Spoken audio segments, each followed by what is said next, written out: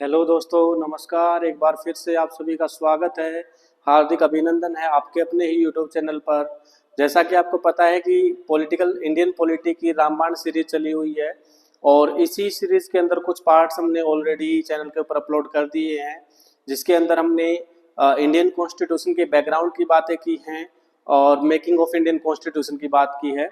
तो आज की इस वीडियो के अंदर हम मेकिंग ऑफ इंडियन कॉन्स्टिट्यूशन को ही आगे बढ़ाते हुए फीचर्स ऑफ इंडियन कॉन्स्टिट्यूशन की बात हम करेंगे। तो इंडियन कॉन्स्टिट्यूशन के क्या क्या फीचर्स हैं उनके बारे में डिटेल्स में बात करेंगे, क्या क्या फीचर्स हैं और कैसे कैसे उनको हम समझ सकते हैं। तो शुरुआत करते हैं हमारे इंडियन कॉन्स्टिट्यूशन के फीचर्स से। जैसा कि आपको देख रहे हैं स्क्रीन के ऊपर कि हमने फीचर्स की बात की है और पहला जो फीचर्स है हमारा इंडियन कॉन्स्टिट्यूशन का वो है लॉन्गेस्ट रिटन कॉन्स्टिट्यूशन। अब देखो यहाँ पर दो चीजें समझनी है आपको कि एक तो लॉन्गेस्ट और दूसरा रिटन, कि क्या किसी भी कंट्री का और कोई रिटन कॉन्स्टिट्यूशन ही नहीं है, और अगर है तो फिर यहाँ पर ये वर्ड क्यों लिखा है। देखो हम यहाँ पर कंपेयर करेंगे जो अपना ब्रिटेन है और अपना इंडिया की और ब्रिटेन की दो कंट्री का हम कंपैरिजन करेंगे। वो भी रिटन है, ये भी रिटन है, लेकिन हमारा जो कॉन्स्टिट्यूशन है इसके लिए हमने क्या किया था, अभी हमने लेटेस्ट पढ़ा है कि हमने इसके लिए क्या किया था, कॉन्स्टिट्यूएंट असेंबली बनाई थी। हमारी एक कॉन्स्टिट्यूएंट असेंबली बनी थी जिसके अंदर शुरुआत के अंदर 389 मेंबर्स थे, जो लास्ट में 299 रह गए थे। जो लास्ट में कितने रह गए थे, 299 रह गए थे। तो जो 299 मेंबर जो रह गए थे उनमें से 284 मेंबर्स ऐसे थे जिन्होंने हमारे इंडियन कॉन्स्टिट्यूशन को फाइनल करने के लिए साइन किए थे। जो लास्ट में 24 जनवरी 1950 में जो साइन हुए थे उसमें से 299 में से 284 ने साइन किए थे। ठीक है जी, ये हमने पढ़ा था अभी। अब इसी में आगे देख लेते हैं कि रिटन हो गया, कॉन्स्टिट्यूएंट असेंबली ने बनाया। अगर हम ब्रिटेन का कंपैरिजन कर रहे थे तो वहां का कॉन्स्टिट्यूशन भी रिटन है, लेकिन उसके लिए कॉन्स्टिट्यूएंट असेंबली नहीं बनाई गई थी। वो अपने कल्चर को, अपने रिचुअल्स को फॉलो करते आ रहे हैं, जो उनके रीति रिवाज हैं उन्हीं को ही वो फॉलो करते आ रहे हैं, उन्हीं को ही वही लिखे हुए हैं, लेकिन कोई भी प्रॉपरली इस टाइप से हमारी कॉन्स्टिट्यूएंट असेंबली की तरह उनकी कॉन्स्टिट्यूएंट असेंबली नहीं बनाई गई थी। और ऐसा लिखा हुआ पूरे के पूरे वर्ल्ड में सबसे लंबा कॉन्स्टिट्यूशन है, क्योंकि हमारे कॉन्स्टिट्यूशन के अंदर हमने 395 आर्टिकल्स की बात की है। और अगर हम पार्ट्स की बात करें तो पार्ट्स हैं 22, और शेड्यूल की बात करें तो 8 शेड्यूल्स हमारे इंडियन कॉन्स्टिट्यूशन के अंदर ऐड किए गए हैं। और इतनी सारी चीजें पूरे के पूरे वर्ल्ड में जितने कंट्रीज हैं, किसी भी कंट्री के कॉन्स्टिट्यूशन में इतनी सारी चीजें ऐड नहीं की गई हैं। तो इसी वजह से हमारा जो इंडियन कॉन्स्टिट्यूशन है वो longest written constitution in the world बन गया। तो ये पहला फीचर हो गया। दूसरा, single constitution for union and state. अब ये जो वर्ड लिखा है, क्यों लिखा है कि single constitution for union and state? भाई अगर कंट्री है तो कंट्री का ही तो पार्ट स्टेट बनेंगे, तो अलग अलग कॉन्स्टिट्यूशन कैसे होगा, या सिंगल कॉन्स्टिट्यूशन क्यों लिखा? अब यहां पर मैं फिर से कंपेयर करूंगा कि इसको हमारे इंडिया को यूनाइटेड स्टेट्स ऑफ अमेरिका से, यूएसए से। अब यूएसए के जो स्टेट्स हैं और जो यूएसए कंट्री है, तो यूएसए के स्टेट का अपना इंडिविजुअल कॉन्स्टिट्यूशन है और यूएसए कंट्री का अपना अलग से कॉन्स्टिट्यूशन है। तो वहां पर दो अलग अलग कॉन्स्टिट्यूशन फॉलो किए जाते हैं, स्टेट का अपना अलग से, कंट्री का अलग से। लेकिन अपने इंडिया की हम बात करते हैं तो हमारे इंडिया के जो स्टेट्स हैं, जो एट प्रेजेंट हमारे पास 28 स्टेट्स हैं, तो 28 स्टेट्स के लिए और पूरे के पूरे सेंटर के लिए, यानी पूरे के देश के लिए, जो यूनियन टेरिटरी और स्टेट्स जो सारे के सारे हमने मिला दिए, उन सब के लिए क्या है, एक ही कॉन्स्टिट्यूशन है। और इस एक ही कॉन्स्टिट्यूशन के थ्रू सारा का सारा काम किया जाता है, उसी को फॉलो करके आगे बढ़े जाता है। तीसरा, पार्लियामेंट्री फॉर्म ऑफ गवर्नमेंट। हमारी जो इंडिया की जो गवर्नमेंट की जो फॉर्म है वो पार्लियामेंट्री फॉर्म है। पार्लियामेंट्री फॉर्म का मतलब क्या है कि जो हमारी लेजिस्लेटिव है और जो एग्जीक्यूटिव है वो एक दूसरे के साथ जुड़े हुए हैं, इंटरलिंक्ड हैं, कनेक्टेड हैं। तो इंडिपेंडेंटली, या ये कह सकते हैं कि अपनी मर्जी से कोई भी काम नहीं कर रहा, जो भी काम होगा वो प्रॉपरली सबसे बातचीत करके मेजोरिटी के साथ काम किया जाएगा। ऐसा नहीं है कि 545 मेंबर में से 100 मेंबर ने कह दिया कि जी ठीक है, या रूलिंग पार्टी के मेंबर्स ने कह दिया कि ये काम करना तो करना है, ऐसा नहीं है। अगर उनके पास मेजोरिटी होगी, मेजोरिटी भी 3 टाइप की होती है, हम पढ़ेंगे आगे, तो मेजोरिटी अगर शो की जाएगी तो ही वो काम होगा, अदरवाइज नहीं होगा, चाहे बेशक से रूलिंग पार्टी ही क्यों ना कह रही हो। लेकिन अगर उनके फेवर में मेजोरिटी नहीं है तो काम कंप्लीट नहीं किया जाएगा। तो ये हमारी पार्लियामेंट्री फॉर्म ऑफ गवर्नमेंट बन गई। चौथा, एडवाइजरी जुरिडिक्शंस। एडवाइजरी जुरिडिक्शंस का मतलब है कि हमारे इंडियन कॉन्स्टिट्यूशन के अंदर एक प्रोविजन दिया गया है कि जो हमारा first person of the country है, यानी कि प्रेसिडेंट ऑफ इंडिया, किसी भी लीगल इश्यूज के ऊपर, किसी भी लीगल मैटर के ऊपर जब चाहे तब सुप्रीम कोर्ट से, यानी कि जो हमारी जुडिशरी की अपेक्स बॉडी है, तो उससे एडवाइस ले सकता है, सलाह ले सकता है, जब भी उसको ऐसा लगे कि उसके ऊपर कोई लीगल एडवाइस ले लेनी चाहिए। तो आर्टिकल 143 का यूज करके president of India supreme court से, जो हमारा अपेक्स बॉडी है जुडिशरी का, तो सुप्रीम कोर्ट से एडवाइस ले सकता है। ठीक है जी। Next, harmonisation of fundamental rights and directive principle of state policy. अब यहां पर हम बात करते हैं harmonisation of fundamental rights and DPSP. अब देखो, फंडामेंटल राइट्स की जब हम बात करते हैं, वैसे मैं डिटेल में इस टॉपिक के ऊपर बात करूंगा। अगर हम फंडामेंटल राइट्स की बात करते हैं तो फंडामेंटल राइट्स एट प्रेजेंट हमारे पास 6 फंडामेंटल राइट हैं, 6 फंडामेंटल राइट्स हैं। और अगर मैं यहां पर डीपीएसपी की फुल फॉर्म लिखता हूं, directive principle of state policy. देखो डिफरेंस देखेंगे यहां पर क्या है, directive principle of state policy.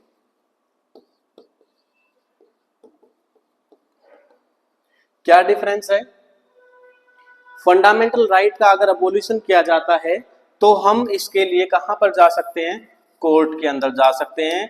यानी कि हम ये कह सकते हैं कि फंडामेंटल राइट्स जो हैं ये जुडिशिएबल हैं। लेकिन जब हम डीपीएसपी की बात करते हैं, directive principle of state policy की बात करते हैं, तो नाम के अंदर ही जुड़ा हुआ है स्टेट पॉलिसी, यानी कि स्टेट गवर्नमेंट कुछ राइट्स हम लोगों को देती है, कुछ काम हमारे वेलफेयर के लिए करती है, और ये जुडिशिएबल नहीं है। तो यहां पर मैं लिख सकता हूं नॉन जुडिशिएबल। इसको लेके हम कोर्ट में नहीं जा सकते, ना तो हाई कोर्ट में, ना ही सुप्रीम कोर्ट में, ना ही सबऑर्डिनेट कोर्ट में। ठीक है। और यहाँ पर अगर हमारे साथ कुछ भी होता है तो जहां मन हमारा करे, सुप्रीम कोर्ट में जाना चाहे सुप्रीम कोर्ट में, हाई कोर्ट में जाना चाहे तो हाई कोर्ट में भी जा सकते हैं। यानी कि जुडिशिएबल है। देखो मैंने तो यहाँ पर हाई कोर्ट की भी बात की और यहाँ पर सुप्रीम कोर्ट की बात की। तो हाई कोर्ट, अगर सुप्रीम कोर्ट की बात करेंगे तो आर्टिकल 32 के तहत या 32 के अकॉर्डिंग या उसकी हेल्प लेके हम सुप्रीम कोर्ट में केस फाइल कर सकते हैं अगर हमारे किसी भी फंडामेंटल राइट का अबोलिशन होता है तो। और अगर हाई कोर्ट में पहुंचना है तो आर्टिकल 226 का यूज करके हम हाई कोर्ट में भी जा सकते हैं। ठीक है जी। तो ये हमें कौन देता है? State government. ये जो कुछ राइट्स हैं ये कौन देता है? State government. अब एग्जाम्पल के लिए मैं यहां पर बात कर लेता हूं एमजी नरेगा। एमजी नरेगा की बात कर लेते हैं भाई फिलहाल। MG NREGA act 2005, MG NREGA act 2005, Mahatma Gandhi national rural employment guarantee act, Mahatma Gandhi national rural employment guarantee act. तो इस एक्ट के तहत जो 2005 में लागू किया गया था 2 अक्टूबर को गांधी जयंती पर, तो इस एक्ट के तहत क्या है कि जो रूरल एरियाज हैं उस रूरल एरियाज में एक साल में 100 डेज का काम दिया जाता है। हर साल में 100 दिन का रोजगार दिया जाता है। जो बीपीएल या उससे नीचे के जो लोग हैं, यानी कि बिलो पॉवर्टी लाइन में जो लोग आते हैं या उनसे नीचे जो हैं, तो उनको 100 दिन का रोजगार दिया जाता है। कहां पर? किसके थ्रू? एमजी नरेगा के थ्रू। कौन देता है? स्टेट गवर्नमेंट देती है। लेकिन ये मैंडेटरी नहीं है कि स्टेट गवर्नमेंट देगी ही, या हर जितने हमारे जो 28 स्टेट्स हैं सभी के अंदर इसको स्टेट गवर्नमेंट देगी, ये मैंडेटरी नहीं है। लेकिन जब हम फंडामेंटल राइट्स की जिक्र करते हैं तो ये पूरे के पूरे इंडिया में जहां भी हम कहीं एग्जिस्ट करते हैं, चाहे हम जम्मू कश्मीर में हैं या हम कन्याकुमारी में हैं, हम सरकरी लाइन के पास में गुजरात में हैं या फिर हम अरुणाचल प्रदेश में हैं, तो कहीं भी एग्जिस्ट अगर हम करते हैं तो फंडामेंटल राइट हमें बाय बर्थ मिल जाते हैं। लेकिन ये डिपेंड करता है स्टेट गवर्नमेंट के ऊपर। ठीक है जी, ये डिफरेंस था इन दोनों के बीच में। तो इन दोनों के बीच में तालमेल बना हुआ है, तालमेल बना के रखा हुआ है हमारे कॉन्स्टिट्यूशन के अंदर, तो ये भी एक फीचर है। पांचवा, अडल्ट सफरेज। अडल्ट सफरेज का मतलब क्या है? आजकल हम इसको यूनिवर्सल अडल्ट फ्रेंचाइजी का नाम दे देते हैं, universal adult franchise. Universal adult franchise इसका मतलब क्या है कि 18 इयर्स या उससे ज्यादा एज ग्रुप के जितने भी लोग हैं, अब यहां पर मैंने सभी का जिक्र किया है, चाहे मेल हो, फीमेल हो या ट्रांसजेंडर हो, मेल फीमेल ट्रांसजेंडर कोई भी हो, 18 साल से ऊपर जितने भी हैं सबको ही वोट डालने का राइट मिल गया। सबको वो जब वोट डालने का राइट मिल जाता है तो उसको बोला जाता है यूनिवर्सल अडल्ट फ्रेंचाइजी। अगर हम स्टार्टिंग की बात करते हैं, इनिशियल डेज की बात करते हैं, इनिशियल डेज का मतलब यहाँ पर क्या है कि जब हमारा कॉन्स्टिट्यूशन लागू किया गया, जब हमारा कॉन्स्टिट्यूशन बनाया गया था, तो ये एज 18 ईयर्स नहीं थी, ये एज कितनी थी? 21 ईयर्स थी। 21 ईयर्स या उससे ज्यादा एज के जो लोग हैं उनको ही वोट डालने का राइट था। जब ये अडल्ट सफरेज जिसको हम बोलते थे, तो 21 ईयर्स या उससे ज्यादा जितने भी लोग थे उनको वोट डालने का राइट था। और इसको घटा के जो एज है 21 से घटा के 18 कर दी, तो 1989 में इसको एज को कम कर दिया, 21 से हटा के 18 ईयर्स कर दी। ठीक है जी, तो सब लोगों को वोट डालने का राइट मिल गया। कौन से सब लोग? जो 18 ईयर्स प्लस हैं। तो इसी को हम कहते थे अडल्ट सफरेज या यूनिवर्सल अडल्ट फ्रेंचाइजी। ठीक है जी, नेक्स्ट हमारा जो फीचर है वो है अ सेकुलर स्टेट। सेकुलर स्टेट का मतलब क्या है कि हमारा जो कंट्री है उसके अंदर कोई भी एक रिलीजियन डोमिनेंस नहीं है, यानी कि किसी एक रिलीजियन को प्रैक्टिस नहीं किया जाता कि जैसे हिंदू है तो पूरे के पूरे इंडिया में हिंदू ही प्रैक्टिस की जा रही है, सभी हिंदू हैं, सभी मुस्लिम हैं, सभी क्रिश्चियंस हैं, सभी जैन बौद्ध हैं, इस टाइप से ऐसा नहीं है, सिखिज्म वगैरह। तो यहाँ पर हर रिलीजन की इक्वल रिस्पेक्ट की जाती है, हर रिलीजन के कल्चर को, हर रिलीजन के रिचुअल्स को फॉलो किया जाता है और किसी भी एक रिलीजन को सुप्रीम पावर नहीं दी गई है। चाहे हिंदू मेजोरिटी में है, चाहे मुस्लिम मेजोरिटी में है, चाहे क्रिश्चियन मेजोरिटी में, जो भी है, लेकिन सभी को बैलेंस करके रखा हुआ है। हर कोई एक यूनिटी के साथ, डाइवर्सिटी हमारे इंडिया के अंदर बहुत सारी है, लेकिन इतनी सारी डाइवर्सिटी होने के बाद भी हम यूनाइट हैं, यही हमारी सबसे बड़ी खासियत है, यूनिटी इन डाइवर्सिटी। तो उसी का एक एग्जांपल बनता है हमारा सेकुलर की बहुत सारे रिलीजियंस एक साथ एक ही जगह पर रह सकते हैं बिना ही किसी डिस्क्रिमिनेशन के, बिना किसी भेदभाव के। ठीक है जी, तो यहाँ पर किसी भी रिलीजियन को ऊपर नहीं रखा गया है, पूरे के पूरे देश में प्रैक्टिस नहीं किया जाता है, सभी के सभी इक्वल हैं। ये हमारा सेकुलर स्टेट हो गया। नेक्स्ट है सिंगल सिटीजनशिप। सिंगल सिटीजनशिप का मतलब कि पूरे के पूरे इंडिया के लिए, जैसे मैंने यहाँ पर बात की थी, यहाँ पर मैंने बात की थी single constitution for the union and states, कि यूनियन के लिए भी स्टेट के लिए भी, दोनों के लिए एक ही कॉन्स्टिट्यूशन है। सेम ऐसे ही जो हमें सिटीजनशिप मिली है वो भी एक है, पूरे इंडिया की सिटीजनशिप है। ऐसा नहीं है कि मैं हरियाणा से बिलोंग करता तो मैं हरियाणवी बन गया पहले, बाद में मैं इंडियन हूँ, मैं पहले पंजाबी हूँ बाद में मैं इंडियन हूँ, पहले मैं गुजराती हूँ बाद में मैं इंडियन हूँ, ऐसा नहीं है।